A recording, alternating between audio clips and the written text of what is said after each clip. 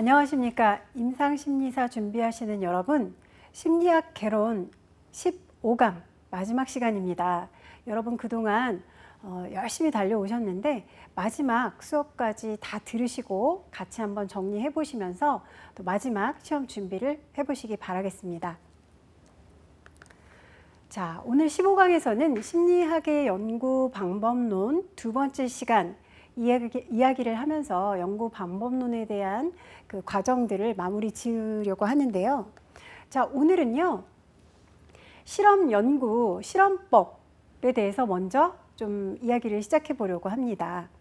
자, 실험 연구의 보면은 실험 연구는 연구자가 독립변인, 그러니까 관심 변인을 조작하고 처치라는 단어를 활용하기도 해요. 그래서 조작한다는 말을 처치한다 라고 표현을 하기도 해요. 그래서 우리가 시험 문항을 읽을 때 우리가 평소에 이렇게 이론에서 많이 보지 못했던 단어들이 나올 때 너무 당황하지 마시고 비슷한 의미로 받아들이면서 해석을 해보시면 좋을 것 같아요. 그래서 실험 연구는 연구자가 독립변인, 관심변인을 조작 또는 처치를 하고 가외변인을 엄격하게 통제한 상태에서 독립변인이 가져오는 종속변인의 변화를 관찰하는 방법이에요. 그러니까 우리가 관심을 갖고 있는 변인을 조작을 하거나 또는 처치를 해서 종속변인의 변화를 뭔가 영향을 받을 수 있게 하면서 우리가 그 과정을 지켜보고 연구를 하고 결과를 내는 것이죠. 자, 그렇게 종속변인의 변화를 관찰하는 방법인데 심리학이 과학적 학문으로 발전하는데 이 과정, 이런 연구들의 이런 방식이 크게 기여를 했다는 것이죠. 자, 조작 처치 나와 있어요. 독립변인이 결과에 미치는 영향을 알아보기 위한 조작이에요. 그러니까 우리가 관심이 있는 변인, 독립변인을 결과에 미치는 영향을 알아보기 위해서 조작을 해서 그걸 조작함으로써 이게 이렇게 반응을 하면 결과가 우리가 원하는, 궁금해하는 결과들이 나올 수 있겠구나 하는 부분들을 우리가 연구자들이나 함께 연구를 하는 사람들이 의견을 모아서 이런 것들을 어떤 방식으로 만들고 어떤 과정을 거치고 결론은 우리가 어떤 식으로 정보를 수집해서 분석을 해낼 것인가, 이런 부분들을 모두 다 같이 연구 과정에 넣는 것이죠. 자, 그 다음 통제예요. 다른 조건들을 일정하게 유지를 시키고 다른 변수들이 갑자기 툭툭 튀어나와서 이번에는 조작을 이렇게 독립변인을 이렇게 만들어서 실험을 시작을 했는데 이번에는 첫 번째 실험에서는 이렇게 되고 두 번째 실험에서는 통제가 안 돼서 또 다른 변수가 생겨서 또 다르게 나오고 세 번째 실험에서 또 다르게 나오고 이렇게 하면 우리가 실험의 결과를 제대로 낼 수가 없어요. 그래서 다른 조건들은 다 똑같이 일정하게 유지를 시켜줘야 독립변인이 종속변인에 영향을 주는 그런 부분들만 우리가 연구를 하고 그 부분에 대해서 집중해서 우리가 연구 결과를 가지고 또 분석을 할 수가 있는 거거든요. 분석을 해서 연구 결과를 또 낼 수가 있는 거거든요. 그래서 통제, 조작, 통제 굉장히 중요하다는 거. 자, 통제의 종류를 한번 볼까요? 가외변인, 제3의 변인이라고도 해요. 가외변인의 영향을 통제하는 것이죠. 그러니까 독립변인과 종속변인 외에 다른 환경적인 부분이라든지 변수가 일어날 수 있는 다른 변인들을 우리가 모두 다 일정한 환경으로 유지하기 위해서 통제를 해버리는 거죠. 그렇죠? 자, 표본.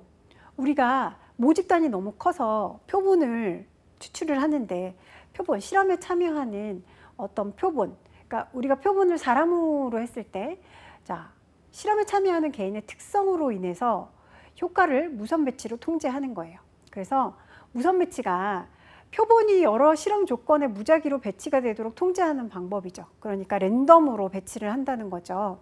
그래서 이 순서 되면 이 사람이 들어가, 이렇게 되면 사람은 학습 효과가 있어서 계속 똑같이 같은 시간에 또는 뭐 같은 날 뭐 이걸 하게 되면 이 사람이 검사를 하거나 아니면은 이 사람이 그 실험 참가자로서 이 사람이 그거에 대해서 어떻게 반응할 것인가 뭐 이런 것들에 대해서 반응을 보이면 우리는 그것들을 관찰하고 연구를 해야 되는데 사람이기 때문에 계속 같은 시간에 같은 행동들을 하라고 시키면 그것이 학습이 돼요.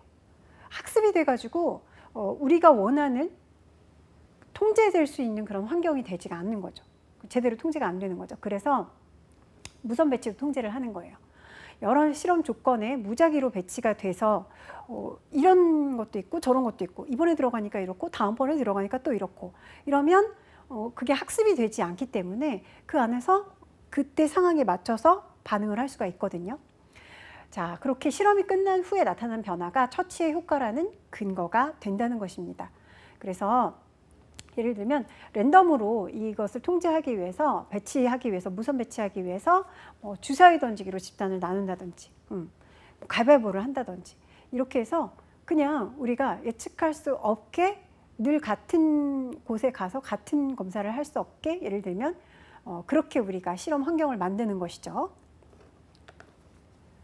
자, 통제의 종류를 한번 볼까요? 통제 종류를 보면 위약 효과 그리고 기해 효과 이렇게 두 가지가 나와 있어요. 자, 위약 효과라는 것은 실제로 효과가 없는 처치지만 효과가 있을 것이라는 기대 때문에 생기는 향상. 그러니까 효과가 없는 것을 주고는 효과가 이거 효과 있을 거다라고 얘기를 하면 어때요? 효과가 직접적으로 진짜로 나타나는 경우들이 있죠. 어디 상처를 확 다쳤는데 뭐 상처 나는 약이 아니라 다른 약을 발라주는 이런 직접적인 상처에 하는 것들이 아니라면 우리가 심리적인 부분들은 효과가 있을 수가 있고 또 실제로 우리가 뭐 신체가 어디가 조금 뭐 불편하다거나 아프다거나 이럴 때도 이런 효과들은 실제로 효과를 발휘하기도 하죠. 자, 그 다음 기해 효과입니다. 기해 효과라는 것은 실제로 효과 없는 처치가 부정적인 영향을 줄 것이라는 기대 때문에 생기는 부작용이에요. 그러니까 내가 실제로 효과도 없는 건데 이런 효과 없게끔 이런 처치를 해놓고 우리가 조작을 해놓고 그러면 부정적인 영향이 생기지 않을까? 라고 우리가 생각을 하면서 이제 그러면서 생길 수 있는 부작용들인데요. 자, 이번에는 이제 이중 맹목법이에요. 자, 통제의 종류가 지금 벌써 두 가지가 나왔어요. 세 번째, 이중 맹목법이라는 것이 나왔는데요. 이중 은폐 절차라고도 표현합니다. 그래서 실험 참가자뿐만 아니라 실험자도 어떤 집단이 실험 집단인지 모르게 하는 거예요.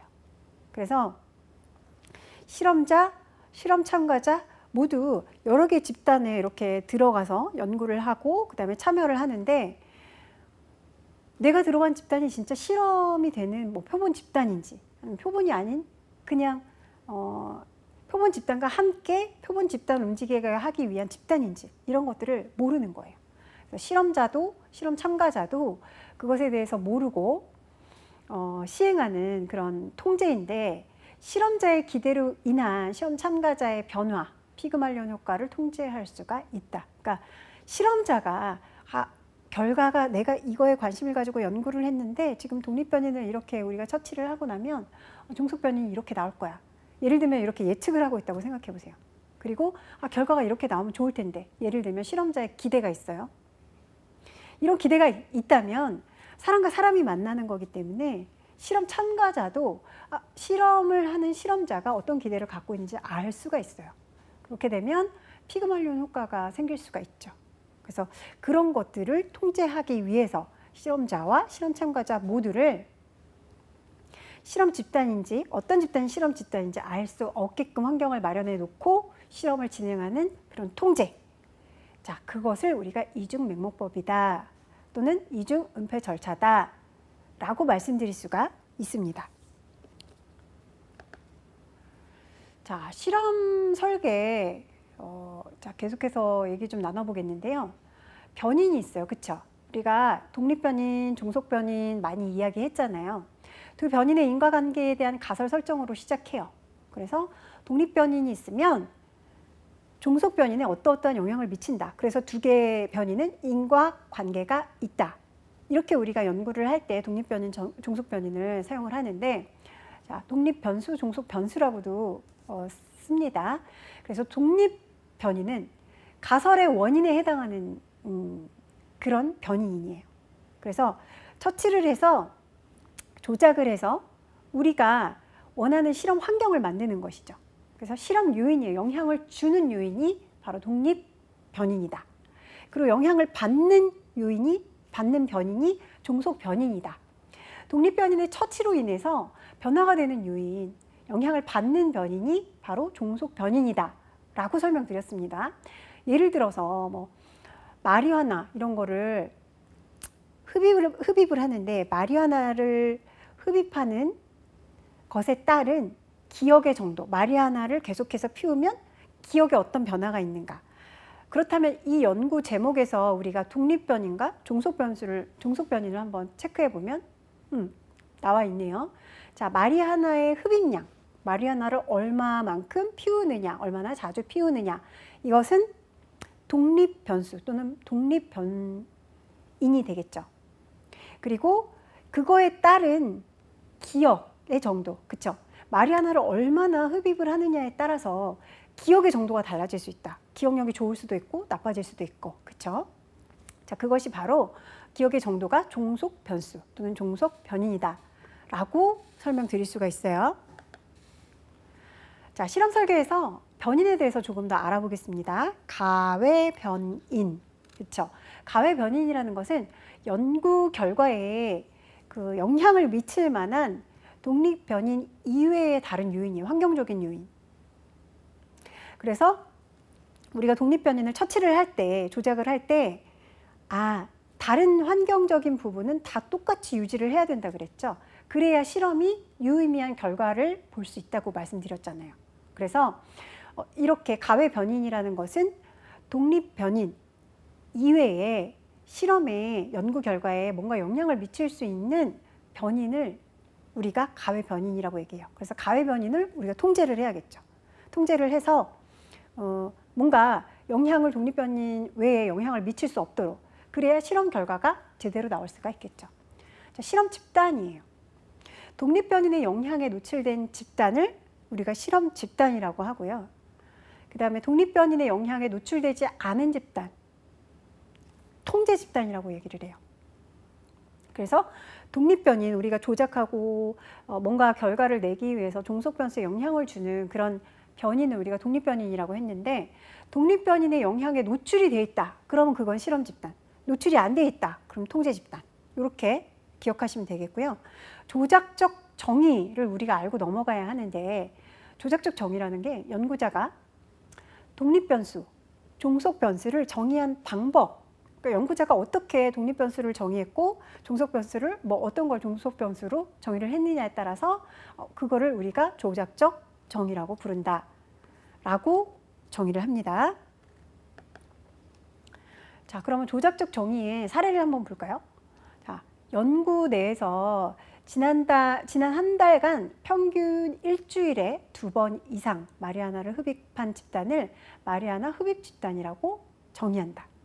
그러니까 조작적 정의는 연구자가 이렇게 정하는 거잖아요. 그래서 우리가 연구를 하고 있는데 그 실험이나 연구를 하는 그 안에서 지난 한 달간의 평균 일주일에 2번 이상 마리화나를 흡입한 집단을 마리화나 흡입 집단이라고 정의하자 하는 걸 조작적 정의라고 한다는 거예요. 자, 그래서 유의미한 결과, 이런 실험이나 연구에서 사실 유의미하다라는 말은 되게 중요한 말이에요. 자, 예를 들어서 독립 변인과 종속 변인이 있어요. 그런데 우리가 관심이 있는 부분을 독립 변인으로 만들어서 처치를 하죠. 그래서 종속 변인에 영향을 주죠. 그런데 가외 변인, 그렇죠. 그 외에 영향을 줄 수 있는 실험 결과에 영향을 줄 수 있는 그런 환경적이나 아니면 다른 변수나 이런 요소들이 모두 통제가 돼야 되는데 그런 것들이 통제가 되지 않았다. 그럴 때 우리는 유의미한 결과를 볼 수 없었다라고 얘기를 하죠. 그러니까 실험에서 제대로 된 통제와 제대로 된 환경 안에서 독립 변수와 종속 변수가 있을 때 결과가 제대로 나오는 것이지, 그런 것들이 제대로 이루어지지 않으면 제대로 된 종속 변수가 나올 수가 없고, 그러니까 제대로 된 영향을 받을 수가 없고, 우리는 그 안에서 유의미한 결과를 볼 수 없다라고 표현을 할 수가 있는 것이죠. 추리 통계에서 사용하는 개념으로 유의미는 실험 결과가 우연하게 일어났을 확률이 5% 미만인 경우, 그러니까 우리가 조작해서 연구자가 조작하고 그다음에 뭐 집단이 있고 모집단 말고 표본이 있고 뭐 거기서 집단들을 만들어서 그 안에서 어떤 걸 독립변인으로 정하고 조작적 정의를 해서 종속변인으로 영향을 받게끔 만들고 이렇게 하는 것 자체가 우리가 다 조작을 하고 만든 것 안에서 그 환경 안에서 영향을 받고 결과가 일어나야 되는데 우리가 만들어 놓은 것 이외에 다른 변수의 영향을 받는다든지 다른 변인의 영향을 받아서 우연하게 그런 결과가 나왔다. 그러면 그건 유의미하다고 볼 수가 없는 거예요. 그런데 그것이 확률이 5%다. 우연하게 그런 실험 결과가 나왔을 확률이 5% 미만인 경우에 우리가 유의미한 결과다라고 이야기를 하지 그것이 유의미의 5% 이상 넘어가게끔 우연하게 우리가 처치하고 만든 그런 환경에서의 그런 결과가 나오지 않았다면 그거는 유의미한 결과라고 보기 힘들다라고 말씀드릴 수가 있는 거죠. 그래서 마리아나 흡입 집단이 비흡입 집단에 비해서 기억력이 유의미하게 감소가 되었다. 그쵸? 마리아나를 많이 피운 집단이 마리아나를 피우지 않은 집단보다 기억력이 많이 떨어졌다. 유의미하게 감소됐다. 그랬다면 기억력 감소 현상은 우연하게 떨어진 것이 아니라 우연하게 발생한 것이 아니라 마리아나 흡입이 원인일 가능성이 높다라고 우리는 결론을 내는 거죠. 이런 연구 제목을 갖고 이런 연구를 실험을 진행할 때는 이렇게 유의미한 결과인지 아닌지에 대한 부분에 우리가 관심을 많이 둬야 되고 이 부분이 어떻게 보면 결과에 굉장히 큰 영향을 미칠 수 있다는 거예요. 그래서 유의미하지 않은 우리가 이렇게 열심히 연구를 준비하고 많은 시간과 노력을 들여서 연구를 했다. 그런데 우연하게 뭔가 결과에 영향을 많이 미쳐서 이게 유의미하지 않다. 그러면 결과가 나왔어도 이게 유의미하지 않을 확률이 높은 거죠. 유의미하지 않다면 이게 독립변인이 종속변인에 직접적으로 인과관계를 가지고 영향을 주지 않았을 가능성이 더 높다는 거죠. 자, 이 부분 잘 기억하시고요. 자, 메타 분석. 자, 메타 분석 한번 볼게요. 자, 여러 실험 결과를 종합해서 분석하고 결론을 도출하는 방법을 우리가 메타 분석이라고 얘기를 해요. 자, 메타 분석을 예를 들어서 한번 설명을 드리면은요. 마리아나 흡입량. 자, 우리가 제일 처음에 그 마리아나 흡입량과 기억력의 관계를 다룬 연구 제목을 가지고 이야기를 했기 때문에 계속 그 제목을 가지고 얘기를 나눌게요. 자, 메타 분석이라는 것은 마리화나 흡입량 그리고 기억의 관계를 다룬 여러 가지 연구를 다 모아요. 그래서 그 연구 결과를 종합하고 그 효과의 크기를 계산하는 거예요. 그러니까 메타 분석이라는 것은 직접적으로 우리가 뭐 표본을 정하고 직접 실험을 하고 뭐 독립변인, 종속변인 이런 것들을 다 정해서 하는 것들이 아니라 지금까지 많은 학자들이 이런 연구를 했단 말이에요. 마리화나와 기억에 관련된 연구들을 한 학자들도 굉장히 많고 전 세계를 다 뒤져보면 그러한 연구들이 꽤 많을 거란 말이죠. 그러한 연구 자료들을 가지고 실험 결과를 종합해서 분석하고 그 안에서 결론을 도출하는 거야. 내가 직접적으로 독립변인, 종속변인을 정해놓고 직접적으로 실험을 하는 것이 아니라 기존에 연구되어 있는 자료들을 가지고 그 많은 자료들을 모두 다 분석하고 결론을 도출해내는 방법을 우리가 메타 분석이라고 한다라고 이해하시면 되겠고요. 사회관계 측정법, 우리가 소시오그램이라고 하는데 자, 소시오그램은 집단 사정에서 사용되는 사정 도구예요. 그러니까 어떤 집단이나 조직이 지금 현재 상태가 이렇구나. 서로의 관계나 이런 부분에서 지금 현재 이런 어려움들이 있구나. 아니면 소통을 굉장히 잘해서 이 조직은 굉장히 잘 돌아가고 있구나. 예를 들면 이런 것들을 우리가 사정하고 알아보기 위해서 활용하는 사정 도구라는 거예요. 모레노와 제닝스라는 그 학자가 개발을 했는데 상징을 사용해서 그러니까 상징화될 수 있는 어떤 도형이나 이런 것들을 활용해서 내가 속해 있는 현재 몸담고 있는 이 집단 내부의 그 구성원들 간의 인간관계들 있잖아요.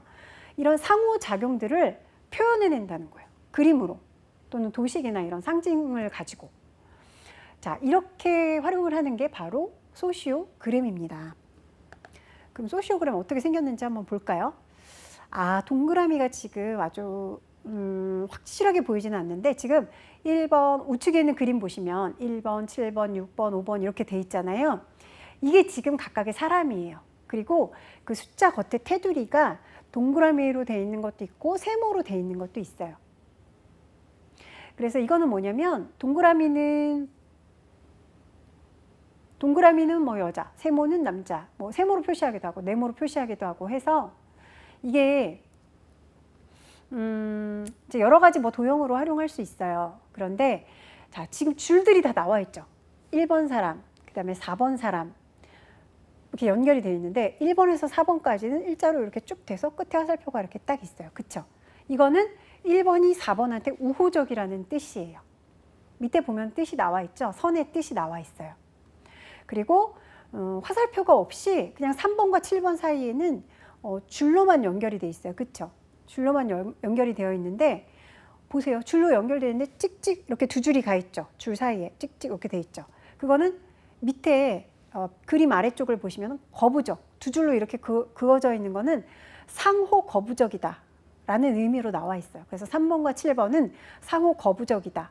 그러니까 이 조직 안에는 1번부터 8번까지의 사람들이 있는데 이 사람들의 각각 연결된 관계들이 어떤지를 이 도식, 소시오그램 도형을 그리고 선을 긋고 줄을 그으면서 그걸로만 우리가 표식을 하고 또 그걸 보면서 아, 2번과 5번 사이의 관계는 이렇구나. 상호 거부적이구나. 그리고 1번과 4번 관계는 1번이 4번에게 우호적이구나. 뭐 이렇게 볼 수 있는 거고 또 뭐 이렇게 통해서 우리가 지금 뭐 7번과 6번 관계는 점점점 자, 2번에서 1번으로 가는 관계는 무심한 관계이구나. 그리고 7번과 6번 사이의 관계는 상호 무관심한 관계구나. 예를 들면 이제 이런 것들을 다 그 조직 안에 속해 있는 성원들 사이의 모든 관계를 이 도식, 그 도형으로 표현한 이 소시오그램 하나로 모두 평가할 수가 있다는 거죠. 그래서 집단 성원 간의 개인적인 수용과 거부, 집단 내의 대인관계를 평가하기 위한 사정 도구다. 라고 사회관계 측정법, 소시오그램을 설명드릴 수가 있고요.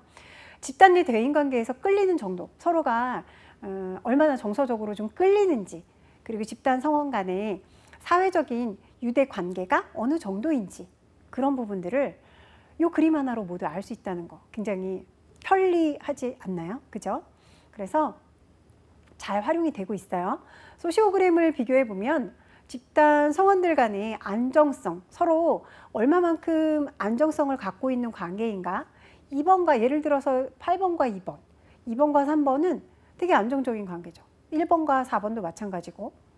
근데 3번과 7번 관계는 상호 거부적. 그럼 굉장히 좀 강하게 상호 거부하는 거니까 굉장히 안정성이 좀 떨어지는 관계다. 이렇게 볼 수 있고. 그 다음 이런 관계들을 보다 보면 아, 추이를 우리가 읽어볼 수 있어요. 그쵸? 3번과 7번, 2번과 5번. 그러니까 전체적으로 좋은 관계 속에서 소원한 관계가 있고 상호 거부하는 관계가 두 관계에서 그쵸? 3번과 7번 관계, 2번과 5번 관계에서 상호 거부적인 관계가 있고 그 다음에 또 4번과 5번 사이에 그냥 4번이 5번에게 거부적인 그런 관계가 있구나. 이런 정도로 아, 우리가 지금 8명인데 이 중에서 하나, 둘, 세 명, 네 명. 한 4명 정도가 이렇게 약간 거부적인 느낌을 가지고 있구나. 그리고 몇 명은 약간 소원하고 또 몇 명은 관계가 좋구나. 이런 부분들을 우리가 몇 프로 정도가 관계가 좋고 그러니까 전체적으로 관계가 괜찮은 편이고 아니면 전체적으로 우리 구성원 간의 관계가 안 좋고 이런 부분들을 우리가 이 그림을 통해서 다 캐치할 수 있겠죠? 자, 이것이 바로 사회관계 측정법, 소시오그램입니다. 자, 기술 통계 알아보도록 할게요. 수집된 자료를 정리하고 요약하는 것이다. 우리가 지금 연구를 진행을 하면서 연구나 실험들을 하면서 우리가 연구하고 싶은 주제를 정하고 그 정해진 주제를 가지고 뭐 실험이나 연구들을 진행하면서 또는 다양한 그 방법들로 실험이나 연구가 아닌 뭐 메타 분석 이런 것들을 통해서 연구가 현재 기존에 되어 있는 연구들을 바탕으로 해서 우리가 결과를 내기도 하죠. 그렇게 우리가 뭐 실험이나 연구 또 메타 분석 이런 것들을 통해서 우리가 계속 자료들을 많이 수집을 했어요. 그렇죠? 그리고 현재 뭔가 진행이 되고 있어요.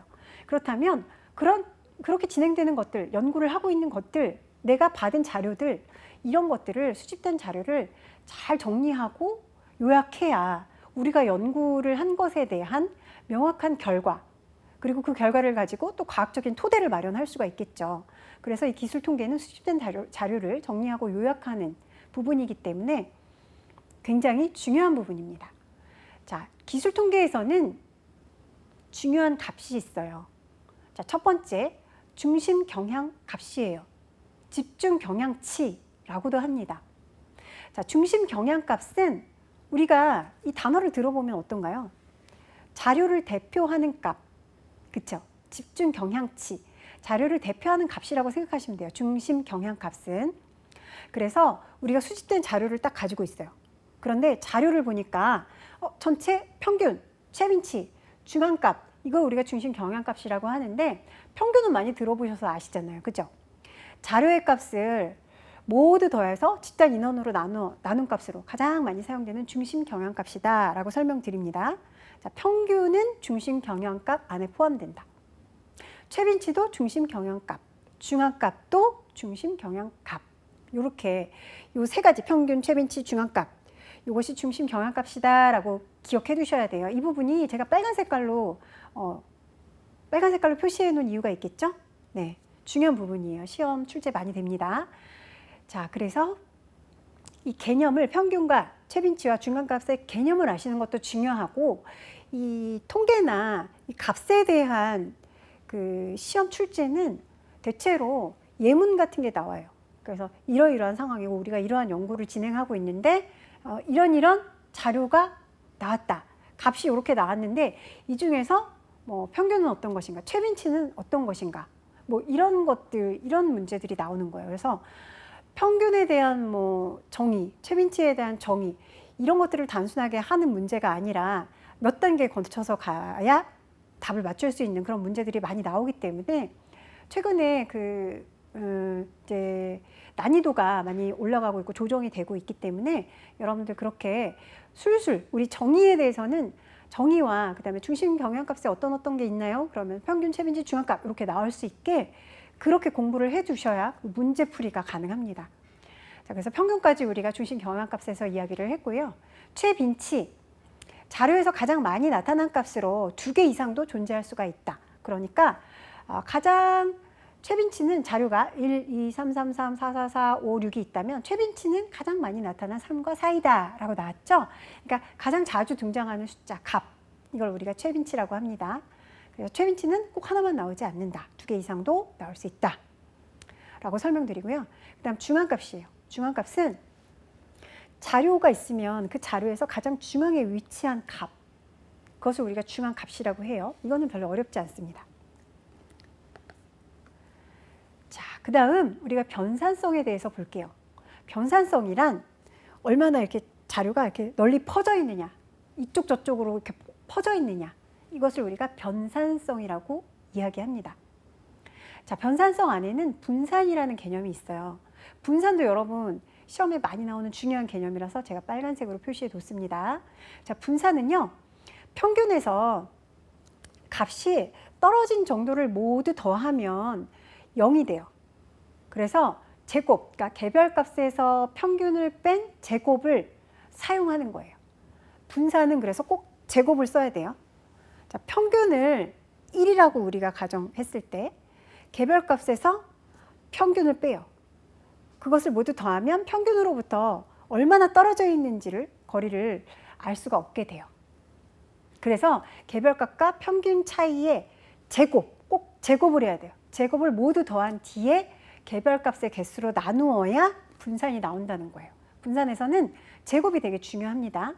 자, 그래서 우리가 계산을 할 때 꼭 제곱을 해야 된다는 거 잘 기억해 두셔야 돼요. 분산에서는. 자, 변산성에서 표준 편차, 두 번째 개념이에요. 표준 편차예요. 표준 편차도 굉장히 시험에 자주 출제되는 중요한 개념이라서 제가 빨간색으로 표시해 뒀습니다. 자, 표준 편차는 방금 분산에 대한 개념 나왔잖아요. 분산이 평균으로부터 떨어진 거리의 제곱값이잖아요. 그러니까 평균으로부터 떨어진 거리의 제곱값이에요. 그렇기 때문에 평균에서 떨어진 거리를 알기 위해서는 그 위에 제곱을 했기 때문에 루트를 씌워주면 되는 거예요.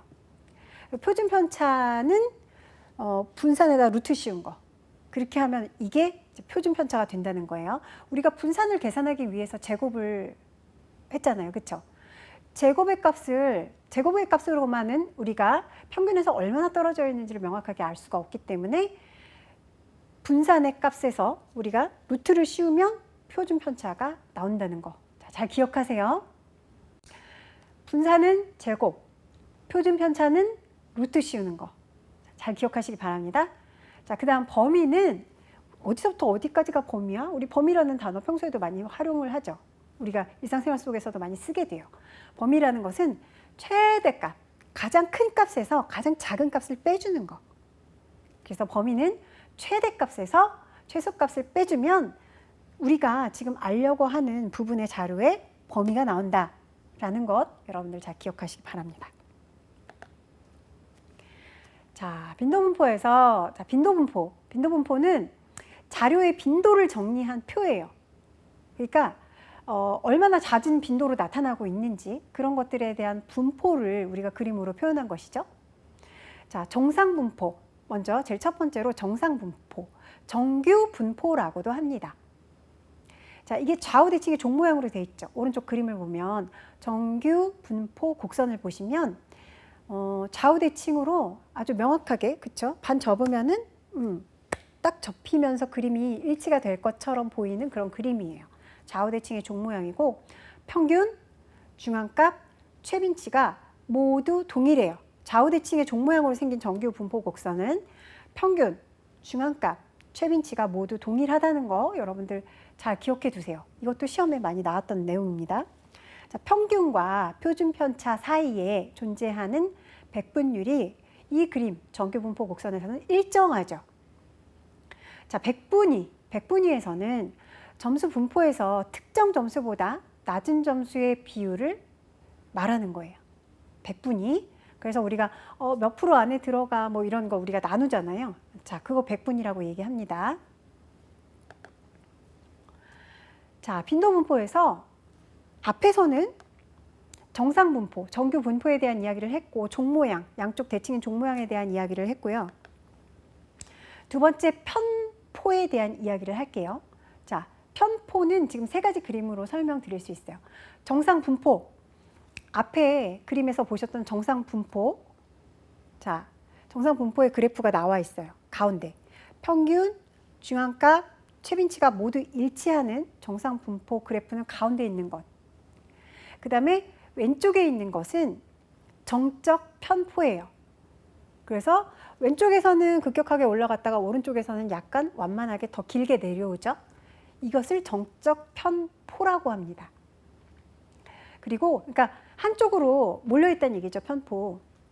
그리고 부적 편포는 올라가는 쪽에서 우측으로 올라갈 때 완만하게 길게 올라가고 오른쪽에서 내려갈 때 급격하게 경사를 지면서 내려가죠. 자, 한번 볼게요. 그러면 정적 편포, 제가 그림을 조그맣게 잘라서 또 옆에다가 좀 헷갈리실까 봐 넣어놨어요. 정적 편포는 평균값이 자, 가장 우측에 점점점으로 되어 있는 게 평균이에요. 평균값이 최빈값이나 중앙값보다 더 큰 분포로 극단적으로 높은 점수가 있어서 발생하게 되는 분포를 우리가 정적 편포라고 얘기를 해요. 그래서 평균이 제일 우측에 있죠. 자, 그 다음 부적 편포예요. 부적 편포라는 것은 평균이 제일 왼쪽에 점점점으로 되어 있는 가장 왼쪽에 있는 게 평균이죠. 그래서 완만하게 가는 그 선 쪽에 제일 앞쪽에 완만하게 가는 선 쪽 제일 앞에 위치를 하고 있는 게 평균이에요.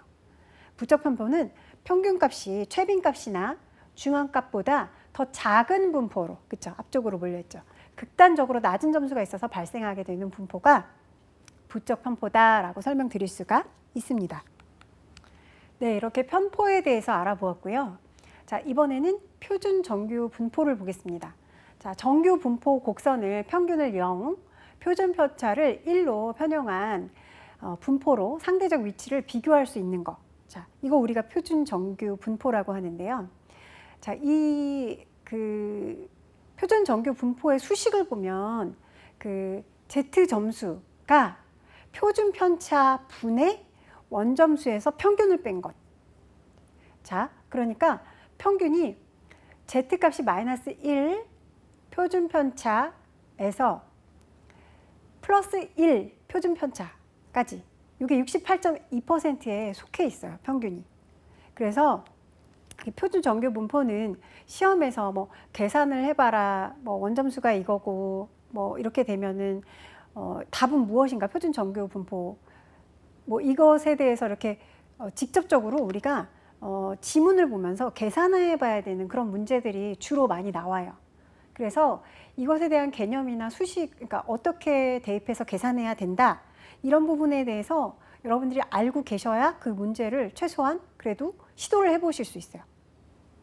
자, 그래서 기술 통계에서 이 분포에 대한 부분, 분포가 시험에 계속 빠지지 않고 잘 출제가 되고 있으니까 분포 부분은 여러분들이 내가 연구방법론이나 뭐 이런 부분에서 내가 잘 외워지지 않고 조금 어렵다 이러신 부분들도, 이렇게 말씀하시는 분들도 좀 많이 있는데, 그렇더라도 의외로 우리가 다른 외우기 쉬운 그런 그 카테고리에서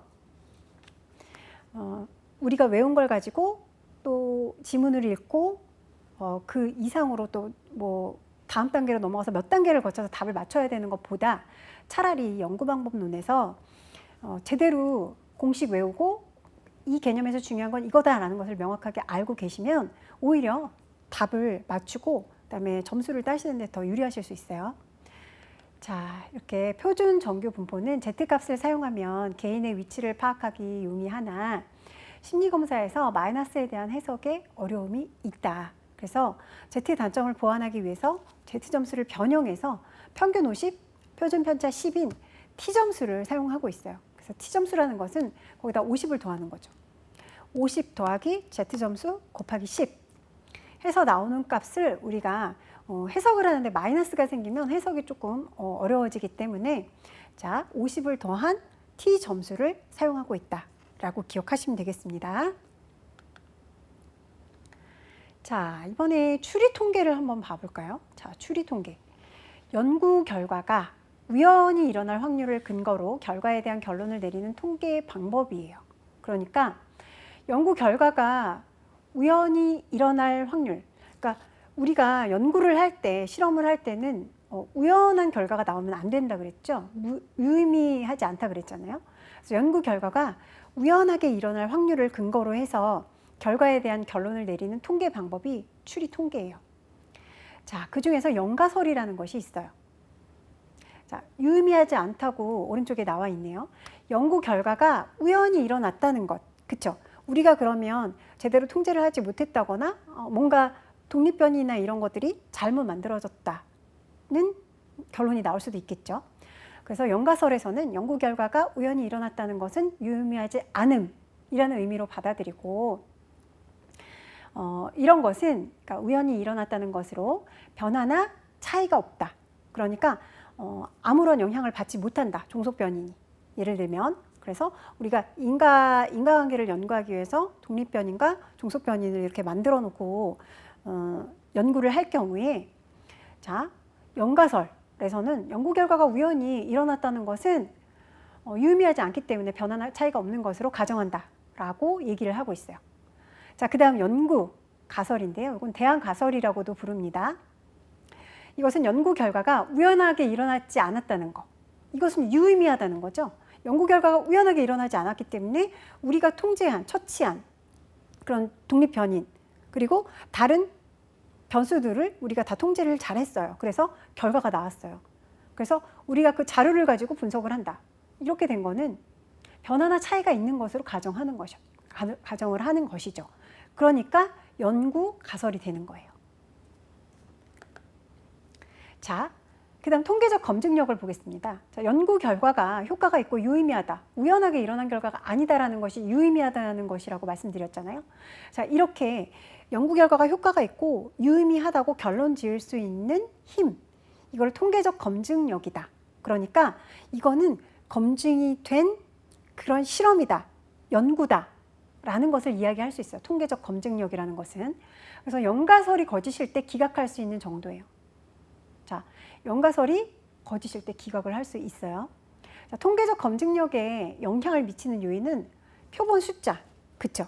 표본이 많을수록 우리가 조금 더 정확한 결과가 나오겠죠? 표본이 우리가 뭐 한국에 있는 40대 여성을 연구를 하고 싶은데 모집단이 그렇게 커서 우리가 표본을 추출했어요. 그런데 표본을 추출할 수 있는 여력도 안 되고 너무 연구비도 없어서 표본을 10개밖에 추출 안 했다고 쳐보세요. 한국에 살고 있는 40대 여성을 대상으로. 그런데 표본 수가 10개였던 연구가 있고 표본 수가 50개의 표본을 추출했던 연구가 뭐 있을 수가 있겠죠? 그러면 10개 표본 추출한 연구와 50개 표본 추출한 연구 중에서 그래도 어떤 게 더 한국의 40대 여성들의 특성을 더 잘 나타내 줄까요? 아무래도 표본 수가 많은 쪽이 더 정확하게 표현을 해줄 수가 있겠죠. 모집단까지는 아니어도. 그 다음에 효과 크기, 모집단의 분산성.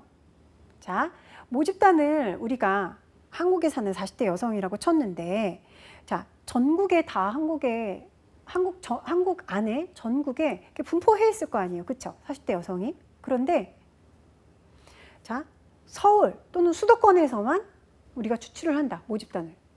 아니, 표본을.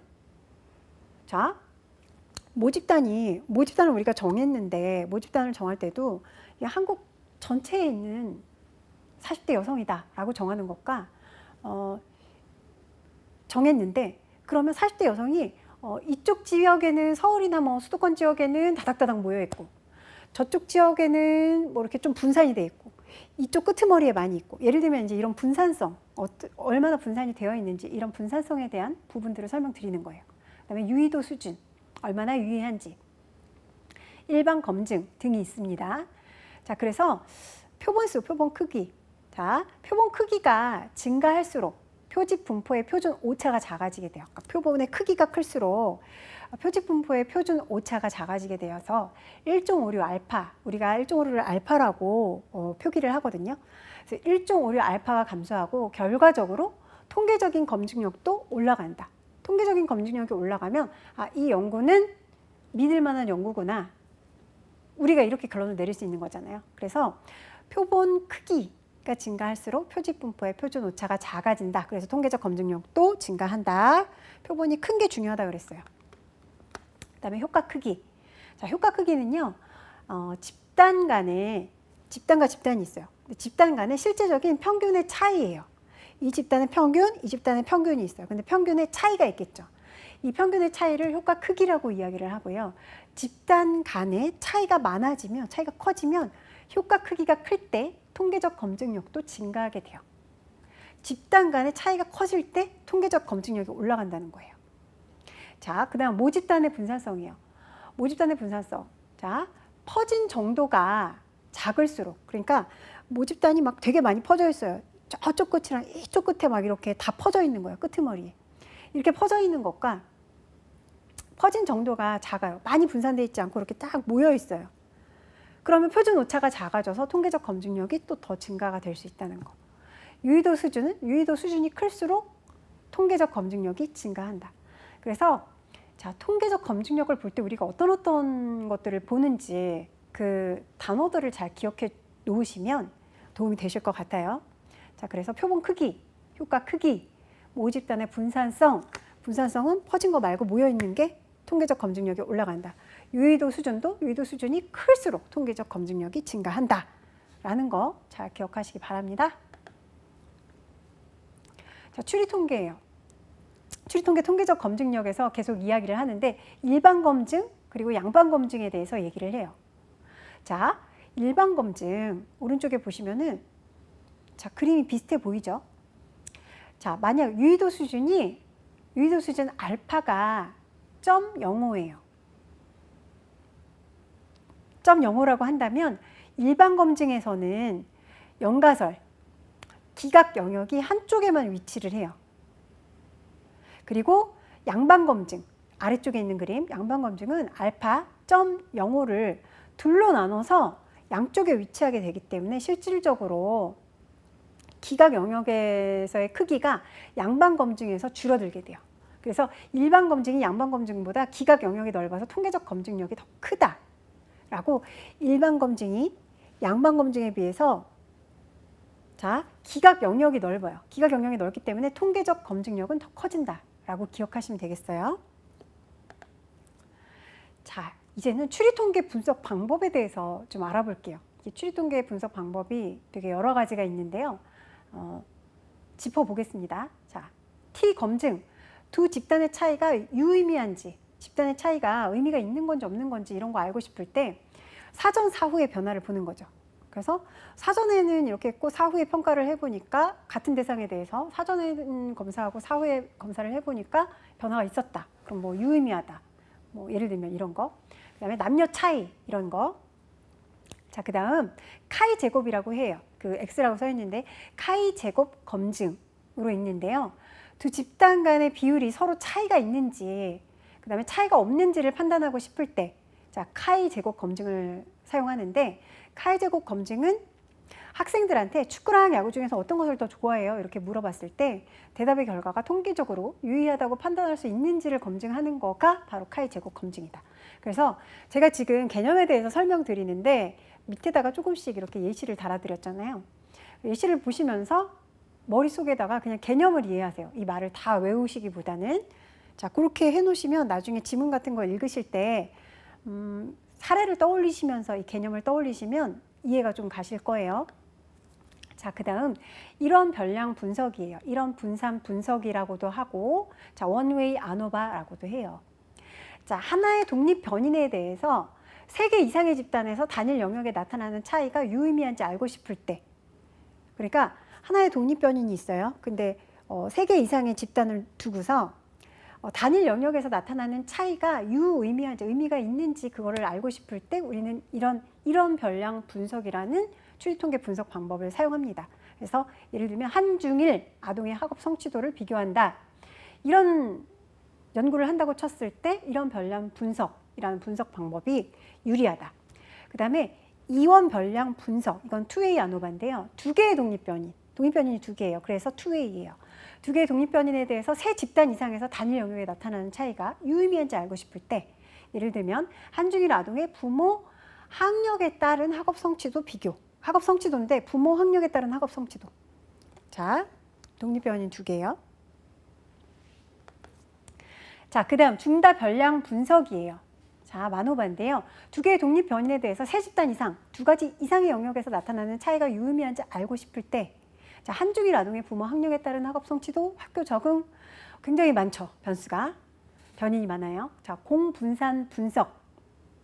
자, 이거는 독립 변인과 종속 변인의 관계에 주는 다른 변인들의 영향을 통제하는 거예요. 다 통제를 해놓고 순수하게 독립 변인의 영향만을 분석하고 싶을 때, 자, 부모 학력의 영향을 제외한 한중일 아동의 학업 성취도를 비교. 자, 이렇게 순수하게 독립 변인의 영향만을 분석하고 싶을 때 공분산 분석을 활용한다라고 기억하시고요.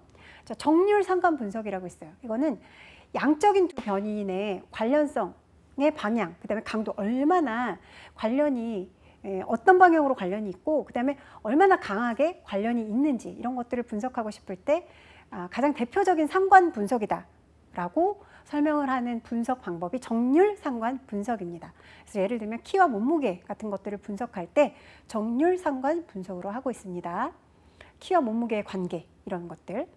자, 그다음 정준 상관 분석이에요. 이것은 변인 집단이 속한 선형 결합 간의 관련성을 분석하고 싶을 때, 변인 집단에 속해 있는 선형 결합 간의 관련성을 분석하고 싶을 때 정준 상관 분석, 이런 분석 방법을 사용하는데요. 예를 들어서 대인관계와 스트레스, 대인관계와 스트레스 이거 2개를 이제 가지고 연구하는데, 정준 상관 분석한다면 대인관계를 나타내는 변인들의 선형 결합 수치와 스트레스를 나타내는 변인들의 선형 결합 수치 간의 상관 분석이다 라고 보시면 되는 거예요. 자, 그 다음 편 상관 분석인데요. 이거는 제3의 변인의 영향을 제어한 두 변인의 관련성, 그러니까 제3의 변인 영향을 모두 다 제어했어요. 잘 통제를 하고 두 변인의 관련성을 분석하고 싶을 때 이거는 편 상관 분석이라고 이야기를 해요. 그래서 용돈과 몸무게의 관계에서 나이를 빼고 나이를 잘 통제를 하고 상관 분석을 하는 것이죠. 그래서 용돈과 몸무게는 어떤 관계가 있는가, 거기서 나이는 빼고, 자, 이렇게 할 때는 편상관 분석이다 라고 분석 방법을 소개하고요. 또 중다 상관 분석이 있어요. 한 변인과 다른 변인, 집단 간의 관련성을 분석하고 싶은 거예요. 그러니까 예를 들어서 각 과목의 점수와 성적, 점수랑 성적을 알고 싶은 거예요. 그래서 한 변인과 다른 변인 집단 간의 관련성, 그럼 과목 점수와 성적, 각 과목의 점수와 성적, 자, 이런 것들을 분석하고 싶을 때 중다 상관 분석을 활용하고요. 자, 단순 회귀 분석이 있어요. 독립변인이 하나예요. 한 독립변인이 변화를 해요. 변화함에 따라서 한 종속변인의 변화가 같이 이루어지겠죠. 독립변인이 변하면 종속변인도 변하겠죠. 영향을 주니까. 근데 독립변인이 변화함에 따라서 종속변인이 변화하는 정도, 어느 정도를 변화를 하는가, 그걸 예측하고 싶을 때 우리가 단순 회귀 분석을 활용해요. 그래서 학습 시간이 독립변인이라고 할 때 성적이 종속변인이겠죠. 그래서 학습 시간에 따른 성적을 알아보고 싶을 때 우리는 단순 회귀 분석을 활용합니다. 그리고 중다 회귀 분석이라는 것이 있어요. 이것은 독립변인 2개 이상이에요. 2 이상의 독립변인이 변화를 해요. 그러면 그에 대해서 영향을 받는 종속변인이 영향을 받고 변화를 하는데, 자, 종속변인의 변화가 어느 정도가 이루어지는지 예측하고 싶을 때 단순 회귀 분석은 독립변인 하나, 종속변인 하나, 중다 회귀 분석은 독립변인 2개 이상, 종속변인 하나. 자, 이렇게 해서 예를 들어서 학습 시간, 복습 횟수에 따른 성적의 상관관계를, 변화 정도를 알고 싶을 때 우린 중다 회귀 분석을 활용합니다. 자, 이렇게 우리가 15강에서도 연구 방법론 2번째 시간을 가지면서 자, 실험 설계, 기술 통계, 추리 통계 이런 것들에 대해서 좀 알아봤어요. 자, 우리가 연구 방법론들을 통해서 제대로 환경을 잘 제어를 하고 그다음에 잘 연구를 하면서 우리가 원하는 결과들을 도출해냈을 때 그거를 과학적인 지식으로 활용할 수 있고, 그러면서 이제 우리가 연구하고 있는 학문들이 훨씬 더 빠른 발전을 할 수가 있다라는 말씀을 드리면서 연구 방법론에서 이 다루는 실험 설계나 통계 등이 얼마나 중요한 역할을 하는지 말씀드렸습니다. 그래서 독립변인은 영향을 주는 변인, 종속변인은 영향을 받는 변인, 가외변인은 연구 결과에 유의미하게 영향을 미치는 독립변인 이외의 요인이라고 그랬어요. 그래서 가외 변인들을 잘 통제해야 된다라고 말씀드렸고, 자, 기술 통계에서는 중심 경향값, 집중 경향치라고도 하는데 여기서는 평균값, 최빈치, 중앙값이 있다고 말씀드렸죠. 자, 변산성, 기술 통계에서 변산성은 자료가 얼마나 퍼져 있는지 정도. 자, 거기서 분산이나 표준 편차가 나왔죠. 분산에서 중요한 거는 값을 낼 때 제곱을 한다는 거, 표준 편차는 루트를 씌운다는 거 잘 기억하시고, 자, 빈도 분포, 자료의 빈도를 정리한 표예요. 정규 분포, 편포, 표준 정규 분포. 아까 그 그래프 다 보여드렸죠? 잘 기억해 두시고, 추리 통계에서는 연구 가설을 이야기했는데, 연가설에서는 우리가 우연하게 나오는 결과, 이것은 우리가 유의미하게 보지 않기 때문에 변화나 차이가 없는 것으로 가정을 한다라고 얘기를 했어요. 그리고 연구 가설은 우연하게 일어난 결과가 아니고 우리가 만든, 처치한 그런 뭐 독립변인이 종속변인에 영향을 준다든지 아니면 주변의 가외 변인 같은 것들을 잘 통제를 해서 우연하게 일어난 결과가 아니라 실제 우리의 실험 환경에서 변화나 차이가 있는 것, 유의미하다라고 보는 것을 우리가 연구 가설이라고 이야기를 했습니다.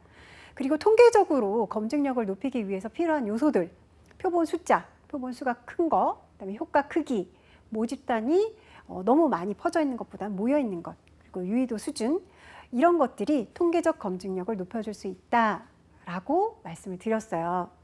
자, 이렇게 심리학 연구 방법론에 대해서 정리를 하였고요. 우리가 그동안 심리학 개론으로 여러 가지 공부를 했는데, 자, 그 중에서 우리가 그래도 조금 기억하고 있어야 될 개념들에 대해서 좀 짚어드릴게요. 자, 우리가 처음에 발달에 대해서 공부를 했을 때 삐아제라는 유명한 또 인물이 나왔죠. 자, 삐아제의 인지발달, 그 다음에 에릭슨의 사회심리성 이론, 그 다음에 도덕성 발달, 이런 것들은 굉장히 시험에 그 학자에 대한 문제도 많이 나오고 또 이 학자가 주장한 이론에 대해서도 지문을 이렇게 저렇게 바꿔가면서 아니면 피아제 이론이나 아니면은 에릭슨 이론을 막 섞어서 내보내주기도 하고 이렇게 지문을 섞어서 하기도 하면서 만들기도 해서 우리가 좀 명확하게 알고 있지 않으면 헷갈릴 수가 있어요. 그래서 에릭슨 이론, 피아제 이론, 뭐 우리 도덕성 발달 이론 이런 것들에 대해서 명확하게 개념과 그다음에 그 이름, 단어들을 명확하게 스스로 손으로 이렇게 써보면서 여러분들 공부를 좀 하시고 기억을 남겨두시기 바라고요. 자, 그다음 성격 심리학에서는 정신역동, 현상학 이런 것들에 대해서 얘기를 했는데 현상학에서 메슬로우, 그렇죠? 메슬로우의 단계, 욕구 단계, 그다음에 로저스, 실존주의 이런 것들에 대해서 강조를 좀 했었어요. 그래서 메슬로우나 실존주의에서 실존주의를 연구한 학자들, 그다음에 실존주의가 말하는 개념들 이런 것들에 대해서도 여러분들이 잘 정리해서 기억해 두셔야 하고요. 그 다음 학습 심리학에서는 고전적 조건 형성, 파블로프의 실험, 그쵸? 그리고 또 조작적 조건 형성, 스키너, 손다이크의 효과 법칙 이런 것들이 또 기출 문제에도 많이 나와 있습니다. 그래서 스키너, 그다음에 파블로프 이런 사람들이 어떤 실험들을 했고 그 실험들을 통해서 어떤 결과들을 얻었는지 그리고 우리가 그 결과들을 통해서 우리가 알게 된 것들은 어떤 것인지 이 부분에 대해서 명확하게 이 학자들과 연관된 이론들은 기억을 해두시기 바랍니다. 사회심리학에서는 귀인도 굉장히 중요한 부분이에요. 귀인에 관련된 내용들도 잘 기억해 두시고 그리고 태도, 사람의 태도, 마음가짐이 행동에 영향을 미친다. 이런 부분들을 우리가 감안해서 이 사회심리학을 연구하고 적용하는 것이기 때문에 태도와 행동에 대한 부분들도 잘 기억해 두시기 바랍니다. 그리고 마지막 우리가 연구 방법론에 대해서 얘기했던 부분들도 여러분들 제가 말씀드렸던 부분들은 잊지 말고 잘 기억해 두시고 문제를 푸실 때 직접적으로 내가 외웠던 부분만 바로 문제에 출제되는 것이 아니라 그것을 응용해서 몇 단계를 거쳐 가야 답이 나올 수 있는 문제들이 많이 나오기 때문에 개념을 명확하게 이해하시고 직접 쓰거나 입으로 뱉어서 그 개념을 설명하실 수 있어야 됩니다. 자, 여러분들 저와 함께 임상심리사에서 심리학 개론을 열심히 공부하셨는데요. 지금까지 열심히 공부하신 것들 여러분들 잘 발휘하시고 여러분들 꼭 합격하시기를 바라겠습니다. 감사합니다.